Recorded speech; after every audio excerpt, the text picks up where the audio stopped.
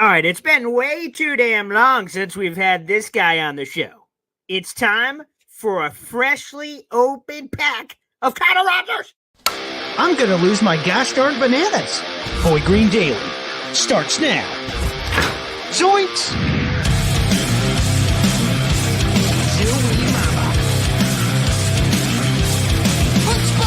I made it clear that my intention was to play, and my intention was to play for the New York Jets.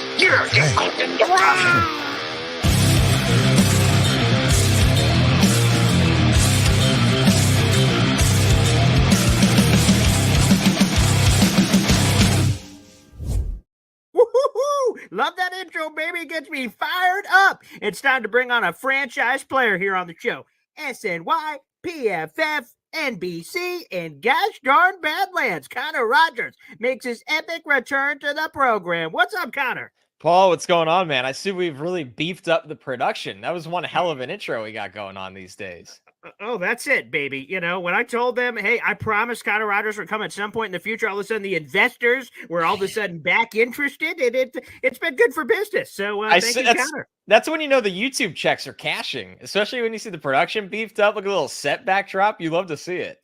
Yeah, it's a beautiful thing, my friend. And I will say, Connor Rogers, you're talking about the production and some of the things that have changed on this side. A lot of things have changed on your side, buddy. You just signed a lifetime contract. You're off the market. This sexy Connor Rogers is no longer available to be selected. That's right, man. Got married in May. It's been a really fun summer. It was, kind of a crazy couple months because the draft is my busiest time of year. And then I went to the Kentucky Derby for work for NBC, which we love that we have that. And then I got home and it was like, okay, let's get married. Let's do a quick honeymoon and let's jump right back into summer scouting and then get ready for Jets football. So let me ask you this, just kind of off that theme. You signed a lifetime contract. You are no longer available. If they're interested parties, sorry, pal, it just is what it is. You've signed on the dotted line. Right. If I give you the opportunity right now to sign any Jet to a lifetime contract from now to the end of time, they have to be on the Jets. You can only pick one. Who is that person? This is going to surprise people because I think the layup answer is Sauce Gardner, right? Sure. I really do. I think that the Jets probably internally know that day will come where it's, hey, he's going to be the highest paid corner in football one day. It's just he's already done that much within 2 years. And I do think Sauce will be a Jet for life. And we'd all love to see that. I feel pretty good about that one. But I would go with Garrett Wilson. And that might surprise some people. But this franchise, Paul, has been lacking the identity of that number one wide receiver for such a long time. And we've had flashes, right? The 2015 Brandon Marshall year, we'll never forget, obviously. There was so many moments with the Flight Boys in that kind of quick run between Braylon, Antonio Holmes, and Cotchery. Obviously, the way Keyshawn's career started with the Jets was unreal. But man, I said this. Like, I think Garrett Wilson can go down as the greatest Jets wide receiver of this modern era. And you have the numbers with Don Maynard, and those are going to be tough to obviously compete with, although I don't think impossible to compete with. And then you look at Garrett Wilson and, especially with a guy like Altoon, whose career came short to injuries. He was going to be one of the greats before that in terms of longevity. I think Garrett Wilson is just a superstar, and it's not just on the field. I think he's a superstar off the field. He's everything you want at a position where there's a lot of personality, right? So when you get one of the ones that he's not high maintenance, but he brings you superstar production, I think that's pretty special. So I'd go with Garrett Wilson. All right, let's do a carryover on that Garrett Wilson conversation. I was going to get to this later, but why not? Segways, baby. Connor, you did this for a living, for Pete's sake. So I appreciate the abilities there. Jets have one of the longest droughts. I found this statistic in our preparation for this interview. They're one of the longest droughts of teams that have not had a 10-plus touchdown score. There are other teams on the list. Browns in 2007. That's the last time it happened for them. Cardinals, Bears, Saints in 2013. And there's a bunch of other seasons. You mentioned the Brandon Marshall season earlier. The Jets are on that category. For the first two, it's a gosh darn hate crime. 3 touchdowns and 4 touchdowns for Garrett Wilson the first 2 years. Did they finally break that drought? 10 plus touchdowns for Garrett Wilson. They're one of the longest drought teams in the NFL in that category. So that is counting running backs as well, or just wide receivers? I believe it's purely receiving touchdowns. So Okay. that, I guess technically that could include a running back if that were to happen. Right. But I believe that's strictly receivers. Okay. So, I mean, he'll get close. Touchdown equity is kind of funny. Like, you know this from fantasy, Paul, where we don't look at it the same as we used to. Now, I think there's a lot of value in it because if you're a guy that's catching, it feels like 10 touchdowns every year, clearly you are doing something special in the red zone. Like, let's just pull up Mike Evans, for instance. I think Mike Evans is a guy that deserves a lot of credit for that. I mean, over the last 4 years, Mike Evans has caught 13 touchdowns in at least 3 of them. Like, that's that's amazing. That's honestly, it's amazing. And he's caught double-digit touchdowns 2 other years before that. So that's someone that's doing something special. When you look at the guys that aren't 6'4", 6'5", it could be scheme that's helping or hurting them. It could be looks overall. I think Garrett has the ball skills and the release package at the line of scrimmage that he should be a bigger red zone factor than he's been, and it's not his fault. I mean, the touchdown he caught against the Bills last year is one of the most hilarious touchdowns you'll see. Like, it's like, honestly, Zach Wilson didn't deserve that touchdown on his stat sheet. That's how much. They should give Garrett Wilson 2 and Zach Wilson 0 is how that should have worked. So I think that he'll come close this year. If I had to predict, I would set the line at 8.5, and I would think it'll land at 7, 8, 9, maybe 10. We know Rodgers will look to him. When Mike Williams is ready, he's going to get his red zone looks. When Tyler Conklin is out there, he's going to get a lot of red zone looks. Brees is going to get the ball thrown to him. But yeah, I think it'll be pretty close. I would put it at about, we'll call it like plus 150 odds for Garrett Wilson to have double-digit touchdowns. Maybe plus 200, somewhere around there. Okay, spicy. And again, if the 8.5, he's only had 7 in 2 years. For Pete's sake, if he gets the 8.5, it's just different. Like, if you're projecting Zach Wilson over a full season or whoever was behind him, you'd set his touchdowns somewhere between 18 to 20. With Rodgers, he should be set from 28 to 32 every year. So if you're adding another 12 passing touchdowns to the offense, they got to go somewhere. So if that gives Garrett an extra 5-ish, 4-ish, you land at about 8.5. Yep, that's the math. I agree with it. By the way, Connor, would you consider yourself a film guy? How do we define that these days, right? I mean, it's funny for me. Do I watch tape? Yeah, I mean, especially for the draft, right? Like I said, the only way to really get into ranking prospects. Do I watch film for the Jets a lot for our SMY pre- and post-game segments? All the time. I think, is this opening the door to the conversation of film analysis? We will get to that in a second, but actually, it's this, Connor. I'd like to highlight a video clip, if I may. We're going to go the production team again. Told you we've got you got people on staff these days. So, Connor, let me roll this footage, and then I want to ask you something about it. So here we go. This is a clip from earlier this offseason. We're at the NFL Combine, I believe this is, and you were joined with Ethan Greenberg and Eric Allen. I just want to roll this quick clip. Both your Sharpies right there. Let's do this. All right. So I already gave away wide receiver, and I'm going to double down on it because I want to be realistic, right? So we'll go with Slick Rick Pearsall in the 3rd round. He's somebody that I just. Everything you said, that it makes no difference. What I wanted to highlight here is do we got the shot production step? What's going on here, Connor? Let's throw that up on the screen. What's going on with your hand here? What is going on with the technique of holding this pen? It looks like a lot of fingers. You just have gargantuan hands. I've never met you before. There's a technique with this. I have what's going on there? I have long fingers. I don't have massive hands, but I think I have big hands for my body type. I have long fingers. So that is part of it. But the real part of it is when I was very, very young, I used to naturally put a pen in my left hand. So I write like a lefty. And I think somewhere along the way, like my parents used to just put a pen in my right hand. So I kind of started to write righty, but I never changed how a lefty writes. So there's a world where I am technically a lefty by trade writing for sure. I don't know. Like, I don't swing a golf club lefty. I played lacrosse and use both hands, so that doesn't really matter. So, I mean, I don't throw lefty like that much better than the average human, but I think I was supposed to write lefty. So I still grip a pen like a lefty. So I look like an absolute idiot every time somebody I like really prefer not to write. It's almost, I'm not really self-conscious about anything. Obviously there I grabbed the Sharpie and went right to work, but I know every time I do it on camera or in front of people I haven't met before, they give me a side eye of like, what the hell is that? Which you did. Good eye, Paul. You caught that right away. Okay, yeah, because again, when we were grabbing the clip, I was more so listening to the content, and all of a sudden, in the middle of it, I just kind of cocked my head sideways, like, what the hell's going on down there? But Yeah. okay, so interesting. All right, well, that's good to just clarify that. But since we're speaking of the film stuff, did you, before I even get into it, I'll read you a few quotes. Have you heard about the discussion on football jargon and film junkies? It was brought up by Pablo Torre. Yeah. Did you see any of that? I read Awful Announcing did a Okay. good recap on it. That's where I get a lot of my media news these days. If I don't actually want to sit there and if I find it interesting, then I'll go find the full clip and listen to it. So yeah, I'm somewhat caught up on the many differing opinions on Twitter from it. Yeah, very much so. By the way, Awful Announcing did 2 full deep dives on the stick to the somebody's the old, paying them good. It's not me. Maybe it's a family member. Yeah, I don't know.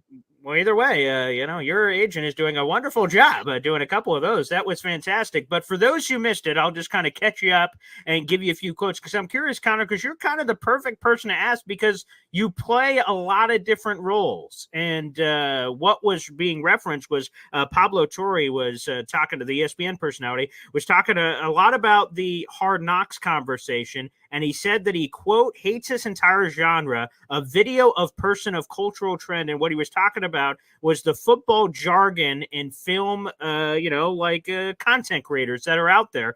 And he said a couple of these quotes. All we just heard was a bunch of jargon that 99% of the audience has no idea what it means at all. They're not even doing anything that anybody understands. I don't even know if Drake May, he was referencing the Dable Drake May clip on Hard Knocks, if his ability to do any of that is actually going to translate to being a good quarterback. And there's basically an American Idol contest of, can you say the most amount of bullshit that I presume is really something, but I have no idea what it means. So I throw it over to you, Connor, because again, you play in a lot of different fields. You certainly do film work for Badlands that we all see and enjoy. Yeah. But also I could see, we've never done this, but we'll check it off in the future, at the bar, and you're just, we're just having a football conversation that anyone would have. You dance in both waters. What do you make? Because it seems like there's almost a divisiveness with this topic line, where there's a lot of football jargon and film junkies that are doing incredibly deep stuff on a cover 1, cover 2 principle, this, that, or the other. And there's other fans who are just tuning in. I love the Jets. Right. And that's a great way to kind of put a bow on it, Paul, is that you got to know your fan base. And I think film analysis as a whole is it the thing that drives the most interest and traffic in the industry of my years working. I wouldn't say it has that wide of an audience. I think it has an important audience, and I think a dedicated audience. And I think I look at it like this, and I can't speak for Pablo, but I thought what he said, there was actually some things in there that were interesting. It felt like he was highlighting people that are making content doing that and almost doing it for themselves. And that's not a large, majority of the people doing that content. There might be some, whether it's on YouTube or whatever, but there's a lot of valuable resources that you can learn what the terms are that they're saying. Like when I think of that, Nate Tice is someone that does an excellent job at it. Like if you follow Nate on Twitter and listen to him on podcasts or what he writes, he's not just saying things. He's actually showing you, whether it's the offense or defense and the player, what they're trying to do. I worked around Chris Sims when I was coming into this industry at Bleacher Report and learned so much from him. And now we obviously work together at NBC. He's another guy. I think he doesn't just say the things, he explains them. So I think that's the most important aspect of it. There's a lot of people that are just going 100 miles an hour and they're not teaching the audience anything. And it probably comes off to some people in a way as an attempted flex. And that's where I don't know how valuable it is in the industry, but to say that film analysis doesn't have value in the industry and it's a lot of jargon, that's not true at all. Because like I said, just 2 of the people I just highlighted are excellent at it and you can learn from it. There's so many good writers that write a lot of important books. If you want to learn more about scheme across all levels of football, Cody Alexander is somebody that I've read a lot of his work, just to name one of the people on there. I think that, you look at the work I do on Jets pregame, when I do a film segment on the touch screen, I put a lot of work into that to make sure what I'm saying is right. I think what a lot of people like to do, not a lot, some people like to break down tape and make assumptions. And I think there's things on tape that we know not like we know we don't always have the answer for. We don't know what the coach was telling that player to do. We don't know specific assignments all the time. We can make educated, I don't want to say guesses, but educated assumptions. And QB school, by the way, with JT O'Sullivan, another that's a master class of quarterback content where you're learning from somebody.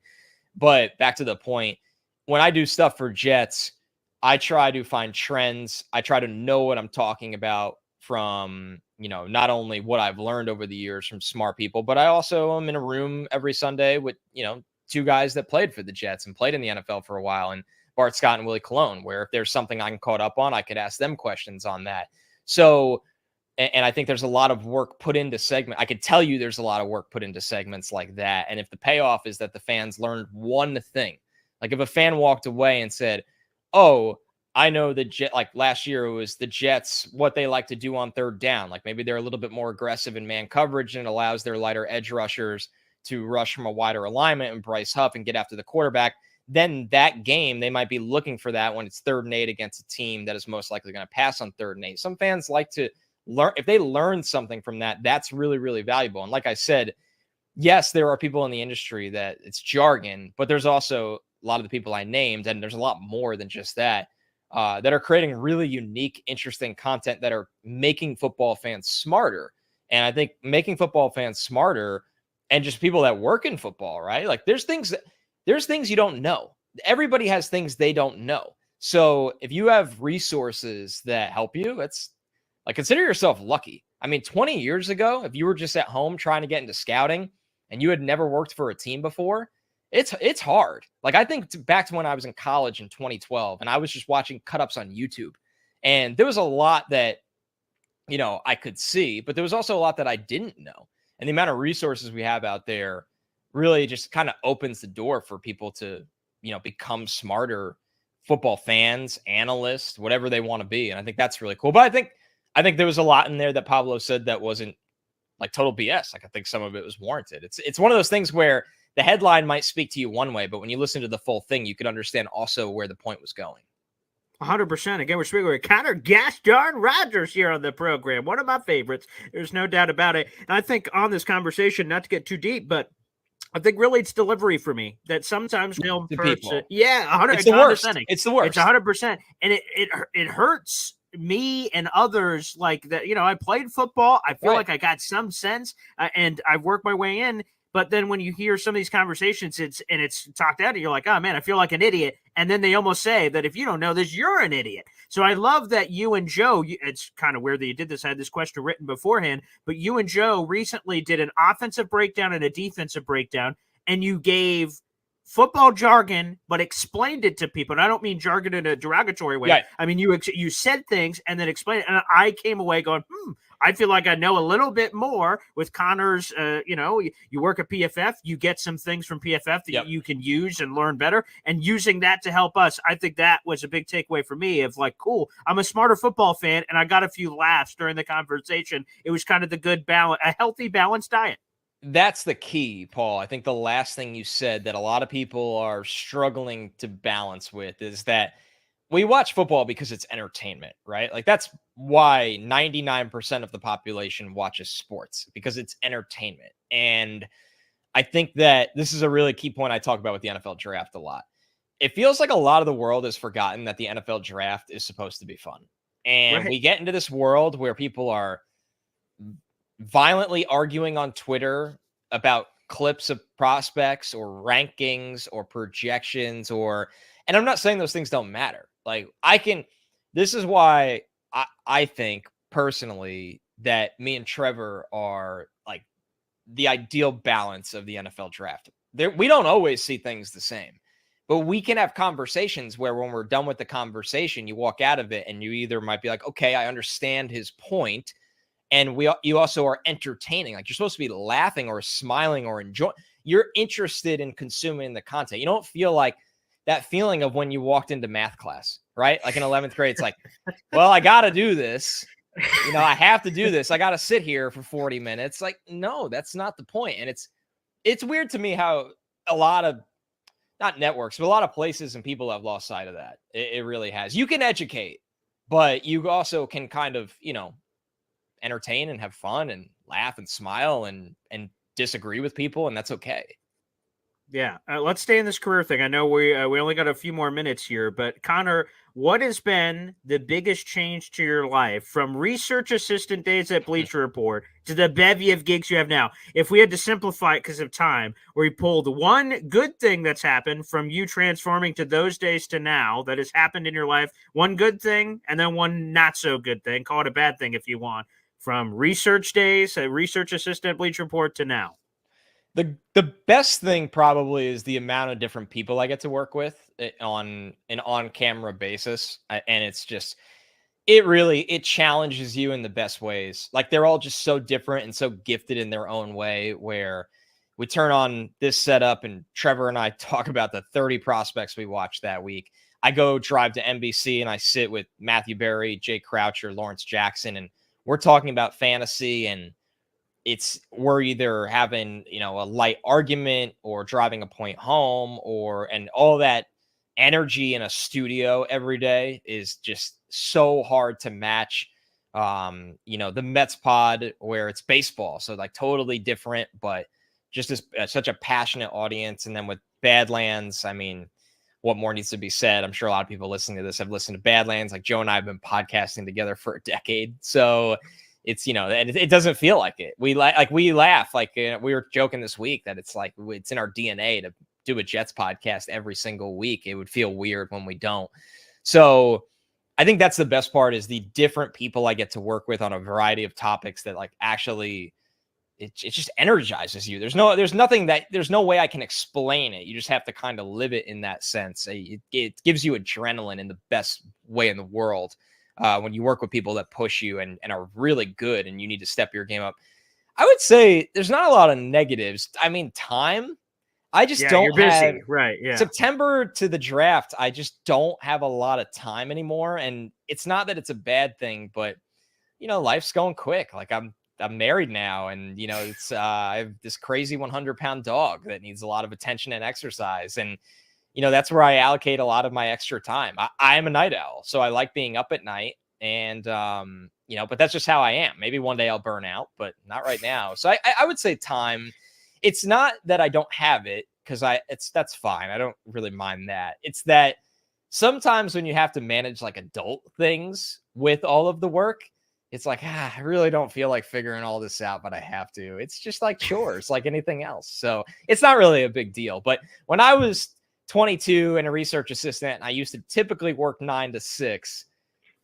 I mean, I had Saturday and Sundays outside of football season. Like, the world is yours. So, yeah. But I wouldn't ever want to go back to that. Okay, fair enough. We'll end on this. We'll end on a Jet one. You could just give an answer with this. Like, Quincy Williams had this wild development arc. Okay, he got cast aside. Jets picked him up, and they transformed him. He was a first-team All-Pro, this past season, which was great. If you had to predict another Jets player making a jump from relative afterthought, obscurity, to something much larger than they are, it doesn't have to be first-team All-Pro. That'd be great. Right, an answer to that question. But, from like nothing to starter contributor that people aren't expecting on this Jets roster, who would be your prediction? Who would be that guy?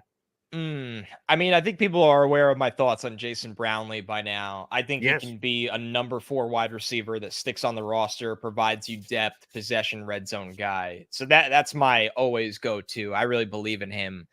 But to give one that, we haven't talked about yet, I would think Quantez Stiggers is going to make things really interesting at corner. And that doesn't matter now in the present, as we go into the year with maybe the Jets having the best corner trio in football with Sauce Gardner, DJ Reed, and Michael Carter. And I really like Brandon Echols as the backup depth guy. I do. It feels like when somebody gets banged up, Echols can come in and be an adequate starter for you. You don't want him starting all 17, but he's an adequate substitute. I think Stiggers can fall somewhere in between that arc of, is he a guy that in a year or two can push to be a starting outside corner? And can he eventually, in the short term, develop into one of that first guy off the bench in a DB role? I think he has the skill set to be a fine safety. Now, you don't want to put too much on the guy's plate as a rookie, but I like the way he tackles. He's got ball skills for days. He's got some length. So I think he anticipates things. So I think he can play safety, but you want to be careful. We know they're probably going to give Isaiah Oliver looks as a depth safety, so they probably made up their mind. But yes, Quantez Stiggers is someone to me that he's had a crazy road to get here, and you don't bet against guys like that. When they check the adversity box from about 3 different places, realistically, the NFL is not going to overwhelm him. I can't wait to watch him this summer, and corner is a hard position to play, not just for a rookie, but anybody. But man, if he even looks the part this summer, Paul, and has a couple of, appearances throughout the season where he looks the part, you might be looking at a day where he's their cheap replacement to start at corner across from Sauce. I know that's getting ahead of myself, but yeah. I believe in the talent. I really do. Yeah, I love that. Plant the flag. Do it, baby. And also, again, what you said about Brownlee and Mike Williams, maybe in a dream world, again, not extremely, it's not like it's 100% going to happen, that it's possible. Right. I heard that on Badlands this week. You're like, ooh, okay, let's put that underneath the pillow and we'll see what happens. But Connor, it's always such an honor to have you on the show, man. You're a busy-ass bastard, but boy, when you come on the show, you get the juices revving, baby. Paul, I appreciate you, man. Thanks for having me. We'll talk soon. Wow. Thank you to Connor Rogers for joining us on the show. He had to dip, but I'd love to stay on and continue to answer your guys' questions and things. So the call-in line is available. It is the pinned comment on YouTube. Again, shout out to Connor gosh darn Rogers for joining us here on the program. He's one of the best in the friggin' business. So if you guys would like to call in to today's show, you guys can feel free to do so by hitting that pinned comment on youtube.com/boygreen25. And to the 300 people in the room, make sure you guys like the video, hit subscribe. We're not able to have Connor on a lot because he's a friggin' busy guy, but I truly appreciate, what he's able to do. All right, Zebo asked Paul, what color is the underwear today? I'm going to take a gander. These are like blue, but thank you for asking, Zebo. Normally, I'm a green guy, but sometimes the underwear can get a little freaky. That's for sure.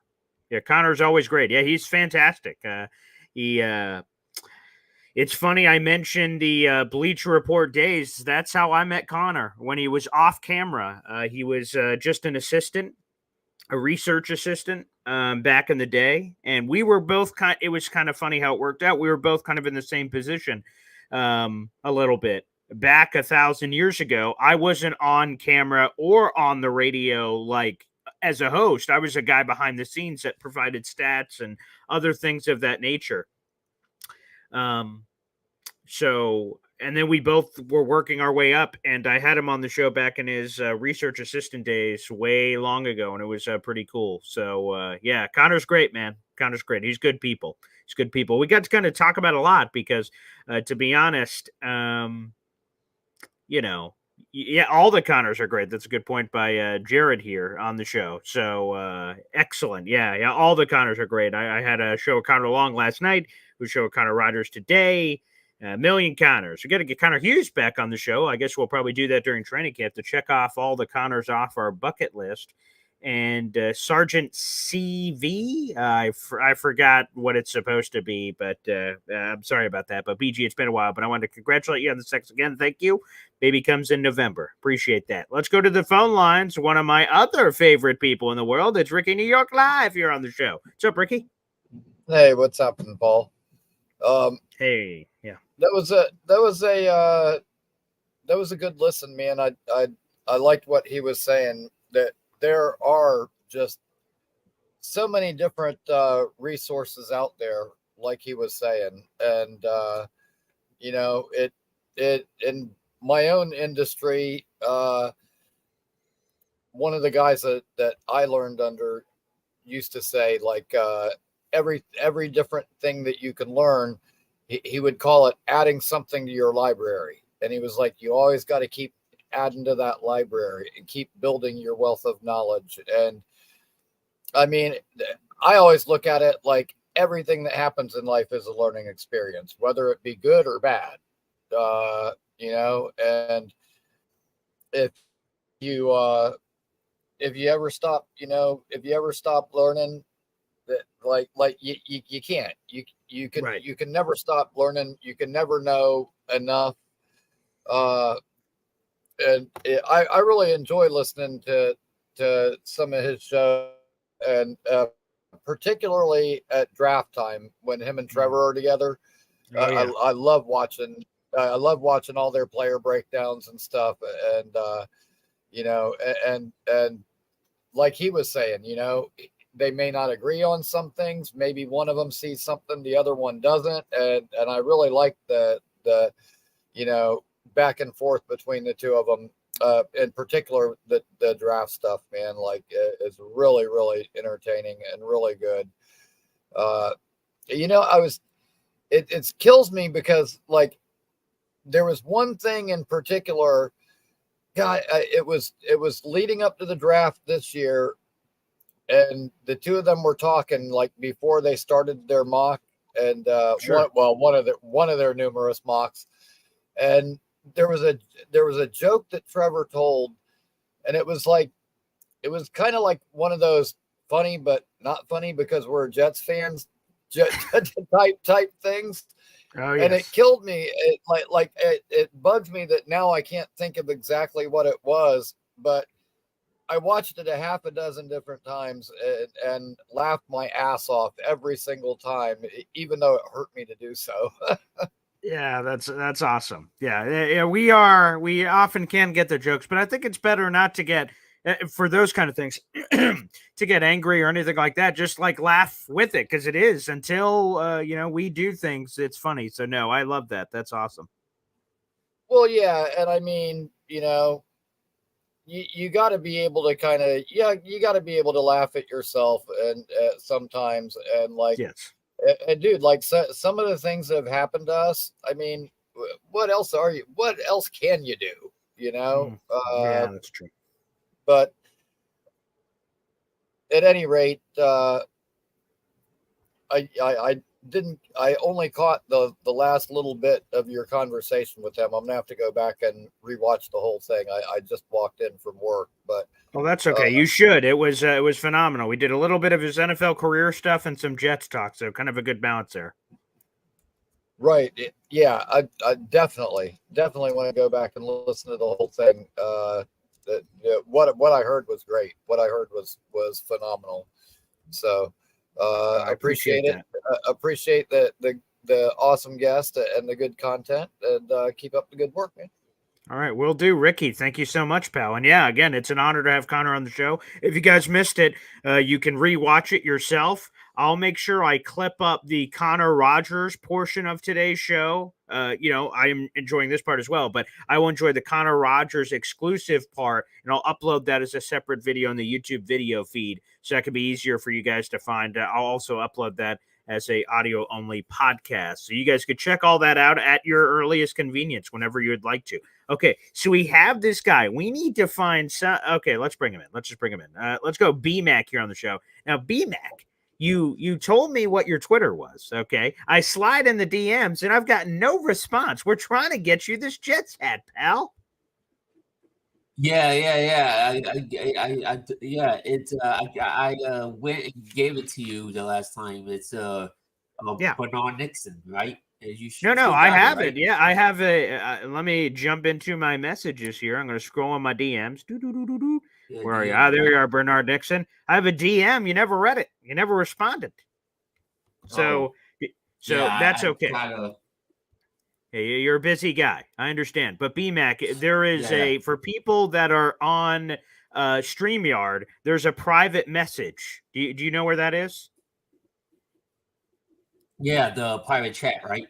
Yeah, private chat. Put in there the best way to reach you, whether it's email or whatever way to reach you, a phone number or something, because I want to make sure I get your proper hat size. And then, of course, I don't want that to be public information, your shipping address, so we can send you this Jets hat. So we have the hats. You want me to give you my phone number on the chat? On the private chat. No, don't say it publicly unless you want to, I guess. But No. Yeah, that's what I thought. So whatever, a phone number, email, whatever thing you check a lot where I can interact with you or text you or something, put that in the private chat, and I will get to you because we got the money raised for the hat. That happened. And then we have the hat selected. We had a council of people that went through several hat options, and they've picked you one. And we want to send it to you so you slap it on when you're on a future Boy Green Daily episode, okay? Oh, there it is. Beautiful. I Okay, just sent you my phone number. Yes, I see it. I'm writing it down right now just in case. I don't know what happens after the show ends, so I want to make sure I don't lose it. So, okay. Yeah, Right. I do trust you, by the way. So, Of course. Well, I appreciate that, pal, because we want to get this Jets hat to you. Like I said, it's been in the works. People have given all the juicy deets, and I just want to make sure. So I'm double checking this number you gave me. Okay. Okay, I've got it. Let me put BMAC by this. Okay, beautiful. So I got your number now. I will. I'll reach out to you very shortly, and we will get you that Jets hat, pal. All right, cool. All right, great. Then, Yeah, go ahead. Yeah. First of all, Connor Rogers, right? Yes, that was the guy who was on he's today. not related to Aaron Rodgers. Both got the last name. That's true. I think this Connor lacks a D. And no, I don't mean that as a sexual reference. I believe Rogers is Rodgers. I believe this Rogers is just Rogers. But either way, they could be long lost brothers or something. That's possible. Yeah. No, but well, for our serious, for jokes aside, but I really enjoy. I do watch the stuff on the Battlelands, with him and Joe. Oh, I do too. So, you know what I mean, and I think Will Parkinson's on there too. He does an amazing job. Breaking down the team. It seems like he's really in detail with these players, especially in the draft. I really love his draft stuff. Man, it seems like he's very, very educated when it comes to football as well. And I love guys like that. You know what I mean? 100%. Not these jerk offs on the national stage just saying things just to say it. With no context to it. Like Nick Wright did the other day. Jets don't have elite weapons. Brees Hall is, he's just good. To very good. Has he watched Brees Hall last year? You know what I mean? Like, obviously he didn't. You know what I mean? Like, he's right. He was looking at box scores, I guess, and this gets off the box scores. And these people who talk about the Jets, like the Cowherds and all these guys, like I don't think they really watch the team. I really watch the Jets. They must not. I don't know. Yeah. Like because if they did, then maybe they're saying what they're saying just for ratings. You know what I mean? And I guess because they're the Jets, right? That could be possible too. And I think that the company that they work for are just telling them to like say these things and or say this so that way it gets people to watch. But yeah, man, I just really love watching Connor Hughes' content and all that stuff. The things he say there were really good and give you some good detail. And then the one thing, I'm gonna have to give you a Rogers. Of course, obviously, right? Yeah. Lay on me. But and then the one thing, Colin Cowherd, said recently that, Rogers playoffs failures and that, he has one come from behind win. And then when he says stuff I saw that. Yes. When he says stuff like that, he's not, there's a thing called contacts, you know what I mean? And contacts do matter. And if you look at the contacts, Rogers had 2 or 3 game-tying drives and didn't win the game because he didn't get the ball back. He went to overtime and Rogers didn't get the ball back. You know what I mean? So, he lost the game due to the coin flip. You know what I mean? And the one thing is that the Seattle Seahawks game, you know what I mean, with the onside kick. Oh yeah, brutal. He went and tied the game up and sent it to overtime. The Cardinals game, you know what I mean, when he do the back-to-back Hail Marys, with to Jeff Janice, and it went to overtime, but very Fitzgerald, run through our defense for the touchdown. Oh yeah, I remember that one He- too. Yeah, and he did get the ball back there, and then of course, there's plenty of moments that there's some moments in the playoffs that Rodgers been clutch, like the Cowboys game to Cook. Oh, that's true. Yeah, that crazy throw right down the left sideline. Oh yeah, I remember that one. Yeah. Well, and that was on 3rd and 25. Game was on line. If Rodgers didn't make that pass and that catch, we probably would have lost that game, and the Cowboys would have came back and won it. So, and then there's a couple of times in the playoffs that Rodgers, but none of that. Yeah. Do you agree with Colin Cowherd? And then I got another topic. I got another point too. Yeah, sure. No, on that one in particular, no. I don't think Rodgers should be punished because one of the things of the comeback is if Aaron Rodgers gets up by a lot of points and just wins those games, he gets zero credit in the quote unquote comeback department. So I don't think he should be punished for that. And it is what it is. You could call him a not comeback kid when compared to Tom Brady. That's what Schlereth did too. Like, oh wow, he can't join the Joe Montana club and the Tom Brady club and these people with 4 championships, 7 championships, and this and that. Okay, I guess if you want to put us in that category, but being at the kids table, quote unquote, with Drew Brees, he's pretty good, or Dan Marino, or any of these guys that are 1 championship or fewer people, that's not a bad club to be a part of. Not everyone wins 20,000 championships. It doesn't work that way. There's only 1 winner every year and 31 losers. That's how it works. So no, I don't agree with Colin Cowherd. I laughed as I was listening to that 5-minute rant of, he's just not this, he's just not elite at this or that. And again, the nitpicking of what he is as a quarterback, I just, again, he has won 2 MVPs in the last 4 years, and I have to expand it out to that because of the injury last year, would have been 2 of 3. I feel very good about what kind of Aaron Rodgers we're going to get. And again, in the realm of possibilities, this is a term people say a lot. Aaron Rodgers just sucking and completely falling off a cliff, to me, is not within the realm of possibilities, or it's very small. There's no way that happens. I believe Aaron Rodgers at least going to be average, so 15-10 best quarterback in football, and I think I think that's going to happen, average. But even if he goes above that, which I believe he can be a top 10 quarterback, that's where Rodgers going to be. So no, I push back on Colin Cowherd there. And on top of that, he was ranked 8th by the people in the league. The coaches, the executives, the GMs, and the scouts. So they still believe that Rodgers still has it in him. You know what I mean? So I think that's a good sign for Jet fans because these are people in the league, not you media pundits like cowards or just the people who know the game of football, coaches and stuff like that. That's so. And then the one thing that I totally agree. And again, in 2020, in 2022, his quote unquote down year.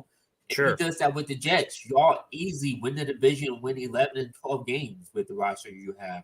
26 touchdowns, 12 interceptions, 3,700 yards. If Zach Wilson or Sam Darnold did that for y'all will be building them a statue in full. Of course. You know what I mean? So, yeah. So, and I did it it was probably on that Rodgers show that we did when we talked about the number 8 ranking earlier this week, but those numbers were all top 11 in the league. The worst stat of that, I guess the only other one was interceptions, but again, other people that had 12 interceptions or more that season included Patrick Mahomes, Joe Burrow, Josh Allen, Dak Prescott. So he wasn't the only one, and I don't hear anyone talking crap about any of those guys. And all the other numbers, his passing touchdowns was like 7th or 8th in the league. Passing yards was 11th. I think those would all be wonderful numbers, and we'll see what he does because, again, we just don't have a lot of history of guys blowing out their Achilles and coming back at his age. So we really don't know what's going to happen. So we have to see. But I believe. You either choose to believe or not believe. I'm a believer. Yeah, and then Patrick Mahomes last year, had the same identical stats that Rodgers had his last year in Green Bay. but Yeah, he won the not a Super lot of Bowl. crap being talked about there. Yeah, that's true. Yeah. True. But again, Patrick Mahomes won the Super Bowl, so He did. all that's out the window. So as Of long course. as you win the Super Bowl, doesn't matter what your numbers are. As long as you win the Super Bowl, then you get a free pass. But Yes, of course. But Yeah. I think but the one thing I do want to point out too is that, and a lot of people are not talking about this. This is the best defense, and me being a Packer fan, and I see a whole bunch of Packer defenses. This has been the best defense that Aaron Rodgers has ever had since 2010 when we won the Super Bowl. That year we had a top 5 defense and we won the Super Bowl. This is the best defense that Aaron Rodgers has ever had with collective talent. So I think people are not are not really mentioning that as well. That a defense like this that can give him the ball back and turnovers. He doesn't have to be 2011 prime MVP Aaron Rodgers. He just have to be average Aaron Rodgers. And Rodgers' career in Green Bay, when his defense gives up 20 or less points, is 80-10. 80-10 in Rodgers' career in Green Bay when his defense gives up 20 pretty good. or less points. And the last 2 years, the Jets' defense has given up 19.7 points per game. So if this defense, so Rodgers only has to be average and only has to score 20 to 24 points, and y'all will win y'all will have double-digit wins easily. You know what I mean? Hell, if Rodgers scores 21 points, that's like last year. If the Jets would if the Jets offense would have scored 19 points, y'all would have won 10 games. At least 10 games y'all would have won. So if Rodgers scores like 19, 20, 21 points, y'all will easily win the division and win 11 or 12 games. And so Rodgers don't have to carry the team. He just have to be average at best. And Fingers crossed.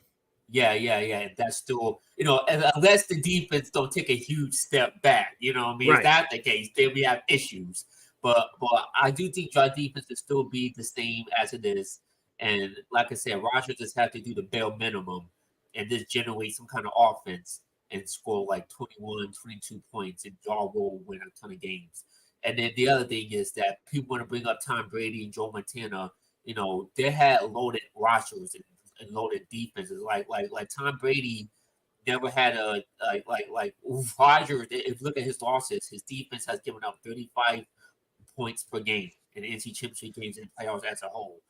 Tom Brady's one game of Tom Brady's playoff career, his whole playoff career, that his defense has given up more than 30 points.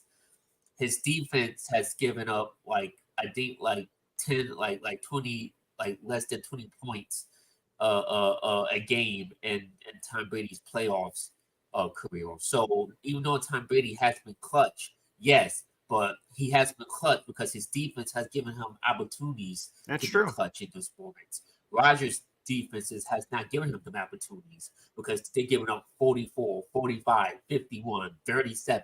Like, I don't care what quarterback you are, Tom Brady, Patrick Mahomes, Joe Montana, no quarterback is going to overcome that, with the defense giving up 45, 50, 50, 44 points a game.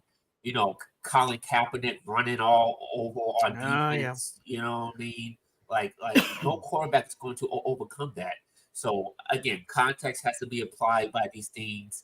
And if you look at Rodgers' playoff numbers too, in the playoffs, they're all amazing. You know what I mean? Like I think he's top 5 in every single playoff statistic category too.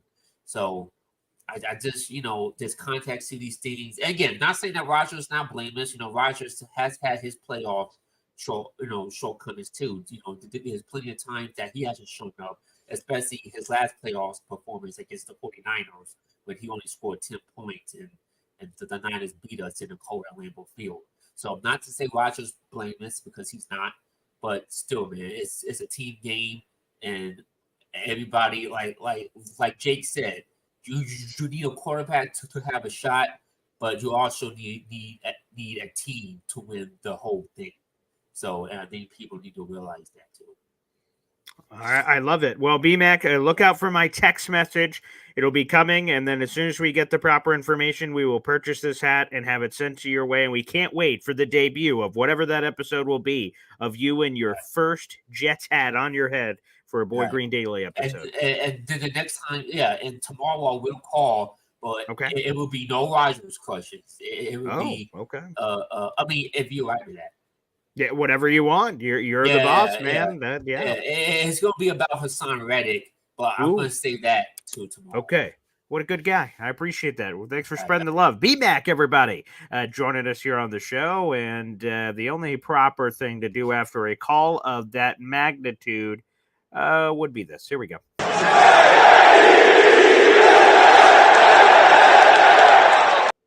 God bless, and we're waiting for that Jets hat. All right, let's go back to the phone lines. We got Hep joining us here on the show. Hep. Hey, Paul, just jumping on real quick. I'm just wondering, did you ever have Rivka on your show? I have. It was a while ago, a couple months ago, but I've had Rivka on the show, yeah. Yeah, she's really good. I was talking to her yesterday, and we were talking about she thought maybe I was talking about if the Jets keep opponents under 21 points, I think we could win with either quarterback.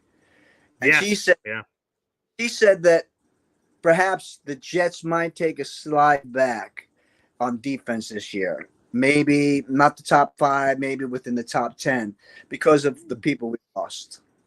Wow. To me, it would have to be, if that were to happen and they go from top 5 to like top 10, it'd have to be injuries.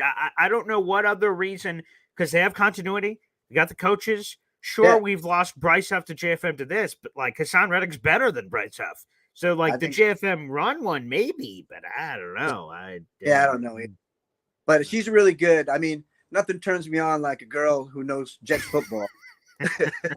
Yeah, she's good. Yeah, she knows her stuff. I always learn something coming off a conversation.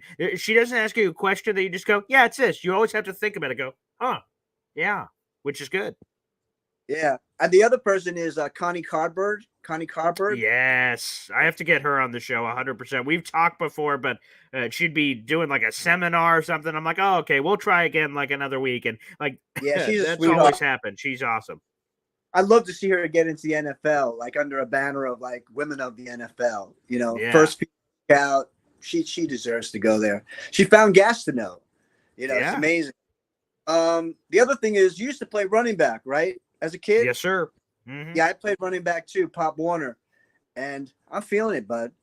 I don't know if you feel it, but I'm feeling it. I got it in my neck and my hips and I hope I'll be honest. Yeah. I have not told anyone this story. This was a story that's it just happened this week. And I played running back in high school. I had the most old man injury I've ever had in my life. I'm in my car. I'm driving to the radio station and I try to get like a bottle of water. It's hot as hell. And just like, just something healthy to drink as I'm going to work. And I was opening up the bottle of water, cracking it at a red light. And then it's stuck. I'm like, son of a. And then all of a sudden the bottle cap goes, whoop, flies up in the air, whoop, lands on the floor in front of me. But I'm in a driving position. So I'm trying to like reach down and I'm like, trying to look at the road. I'm like, I don't want to cause an accident. We're still at a red light. And then apparently I reach too far my shoulder and I hear like a little click. And I'm like, oh God, because I was reaching for a bottle cap. And I just said to myself, did I just injure myself reaching for a bottle cap? Because I stretched a little too far on the floor. And thankfully, it cleaned itself up by the time I got to the radio station, like a 45-minute drive. But I was just so embarrassed. So like, oh God, I am old. Yeah. Yeah. It's time to get into the yoga, I guess. Start to work on that body.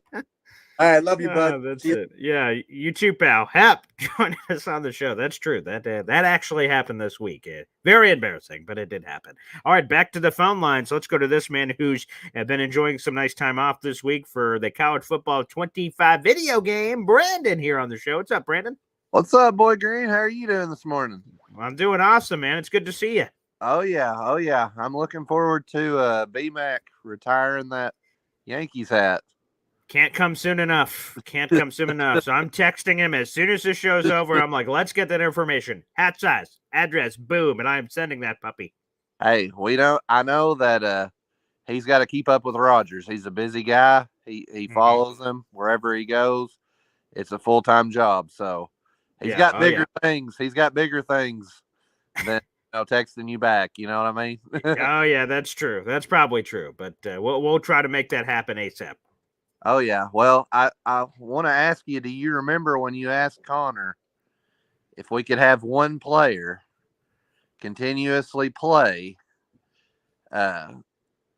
just I guess forever? Wasn't that the question? Yeah, the lifetime contract. I was just, like kind of making a halfway joke, but I also wanted a real answer because he just got married and had a honeymoon and everything. He squeezed it into his crazy ass life, and he got it in. I asked him, hey, if you could give a lifetime contract where you could just guarantee whoever you gave it to is with the Jets until the end of time. Right now, one player, who would it be? He said everyone thinks Sauce, but he'd go Garrett. That was his answer. Yeah. Oh yeah, that's what I thought he said. That's what I thought. Yeah. We're gonna see some good things from that guy, and it's nice when you hear when you say something, but then you hear an expert kind of say the same thing you've been saying. You're like, okay, maybe, because I've thought some stuff where I'm like, I was one of those people that I thought when we were kind of debating Derek Carr, I was kind of like, I don't know, Derek Carr's younger. I was one of those people. I'm not proud of it. I'm not proud of it, Paul, but I was. I'm glad we didn't. But when you get reassured from the experts, and that's one thing I liked about this show was before I stumbled across this show, he was talking about Chris Sims. I watch a lot of Chris Sims Unbuttoned, and he has I think his name's Florio on his show. Yes, Mike Florio. Yep. And Mike Florio was one of the few people last year that picked the Jets to beat the Eagles with our Oh, really? Wow, I didn't know that. Okay. Yeah. So, I was watching that show religiously all through the season last year. And then when I stumbled across you, I was like, heck yeah, I'm going to get all kinds of Jets content now. I'd have to live to hope, I live to hope one of them would say something positive about the Jets. So, yeah. Anyway, I think maybe one day the coffee club, I think it might grow to the size of Chris Sims Unbuttoned. Ooh, that'd be awesome. Yep, I see it coming, man. But I appreciate you. I got up early this morning on my day off. I stayed up way too late last night playing the game, but I wanted to catch the show. So I appreciate all you do, bud. Yeah, I appreciate that. And by the way, I think because I turned on the PS5 yesterday just to check and also to see, maybe the guy just said, okay, Paul, you bastard, you've waited long enough, you can play. But it just still said a day and 7 hours. I'm pretty sure that means it's midnight tonight is when it's unlocked for me. So I'm gonna have to take like a grandpa nap somewhere today so I can unlock it and get some action in at midnight. So that's my plan. If I'm awake, I am testing it out and working it. I'm so excited. So I hope I do. But I can't wait, man. And I'll give you a full scouting report, pal. All right, man. I appreciate it. I bet you'll enjoy it. I promise you will. All right. Thanks, Brandon. Appreciate you, pal. All right. Enjoy your day off. And really cool of Brandon there. We if we got an unbuttoned show, and if you guys haven't checked out that show, check it out. It's got its own like studio. They're out and all the production value and everything. That would be awesome. We got a great group of people here. So yes, we will keep pounding it. And we're working on something behind the scenes. We're working on a Discord. So shout out to Jared Bees, our moderator in the chat. He's been here forever.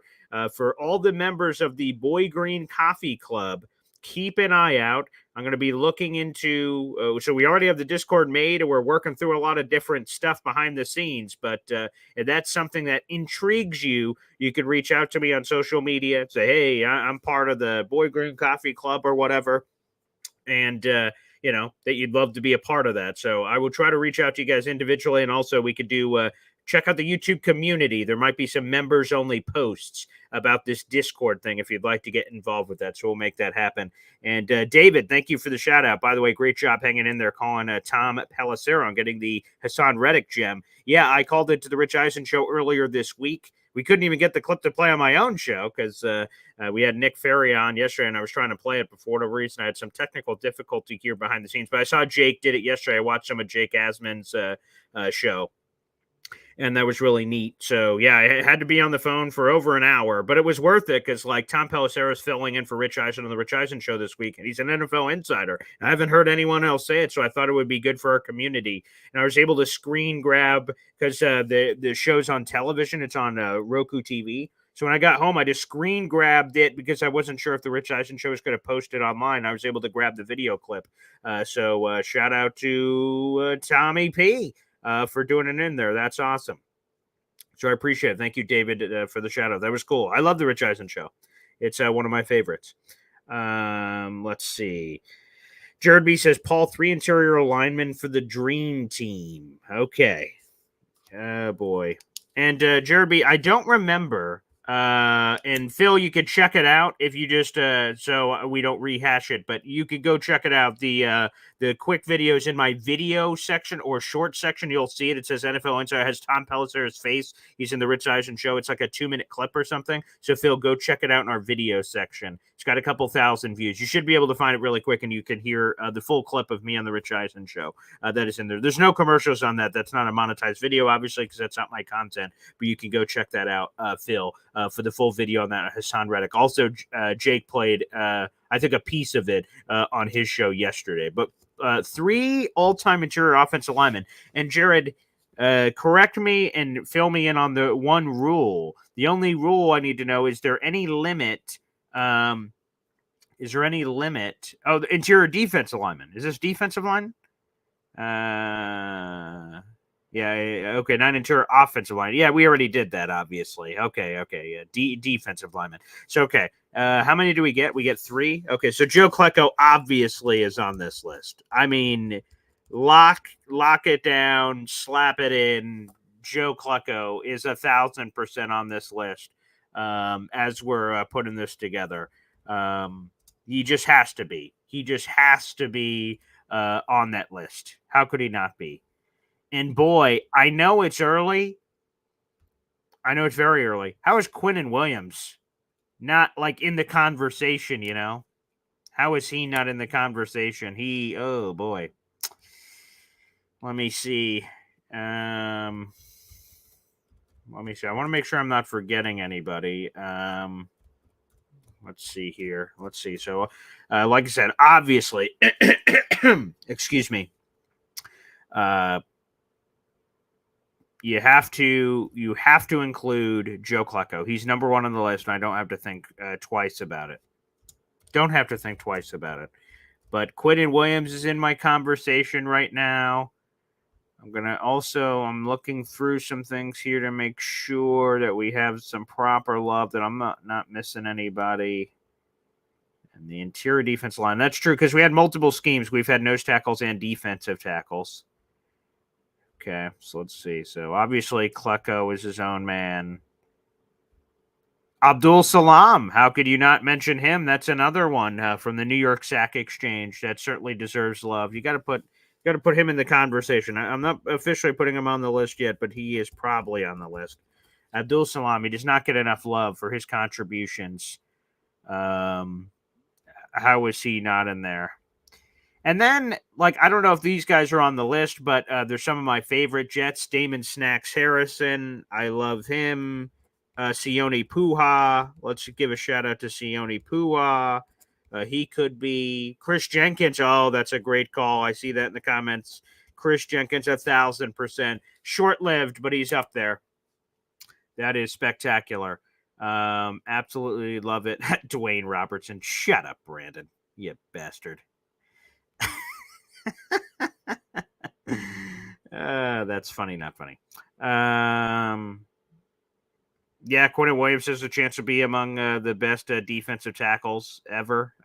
Sure. Or for like this group in particular.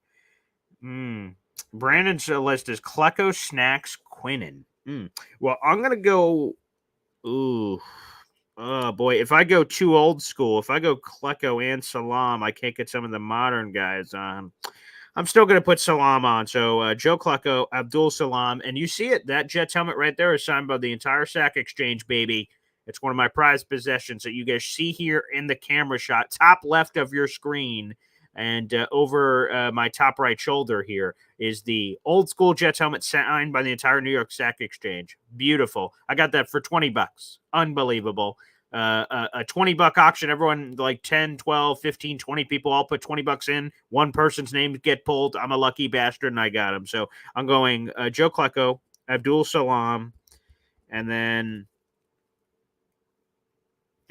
this is tough because like there's we got, and here are the candidates for the final list: Damon Snacks Harrison, Sione Pua, Chris Jenkins, Quinnen Williams.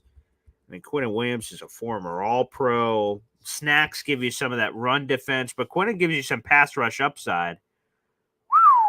Wow, this is tough. This is tough. And Chris Jenkins was so dominant in his very short time. Sons of Anarchy. I love that nickname and love that show, too. Yeah, I'm going to have to put Quinnen. Yeah, I'm going to have to go Quinnen. We're going Quinnen Williams. So there it is. There's the all-time group. We're going Joe Klecko, Abdul Salam, Quinnen Williams. That's your list. That is the list. A lot of really good guys on here. Yeah, I think we put – oh, no. Have we done pass rushers yet? I can't remember. But we put Sean Ellis in the other group and John Abraham in the other group. This is interior defense alignment for the people that are making like John Abraham. I'm pretty sure I put those two both on the other list. So they are there. Yeah, it's always good, David. It's always fair to try to look for someone from the Super Bowl team. That's always a fair. Jerry Philbin, I don't know all of the defensive line positions he played, but we talked about him in the other ones. So there's the three: Joe Klecko, Abdul Salam, Quinnen Williams. And it's always a good shout out to look back at Super Bowl III era. And then again, some of the favorites: Snacks, Sione Pua, Chris Jenkins. Really good list. Okay, great conversation. Well, everybody, thanks for joining us on the show. Yes, I did see the absolutely disgusting ranking of Sauce Gardner on the cornerback list, but I had committed to the Connor Rogers interview this morning, obviously, and he's great. So I will save my Sauce takes for tomorrow morning, and I am pissed. I can't. I got things to say, but just like BMAC, I'll save it for the show tomorrow. Leave them wanting more. And you guys will be able to see it. I wrote a column already. It's already up on Heavy about it. But we'll get in on it. Sauce Gardner and his ranking at Jeremy Fowler's list. And I'll tell you, it wasn't a good ranking. And then the things people said about him are disgusting. Yeah, exactly. As David says, let the anger stew. Yes. And can't wait from Terrence Hill and all you guys. Thank you so much to the members of the Boy Green Coffee Club. Thanks for the support. Make sure you guys like the video, hit subscribe on the way out, whether you're watching live or after the fact. We appreciate you. Like I said, we will also upload the Connor Rogers interview, just that, not including all the Q&A that we just did. We'll be doing that as well. And Brandon, that's a good point. Oh, I almost forgot. We do have a show with Woody later today. Yes. Oh, boy. Yeah, that's a good point.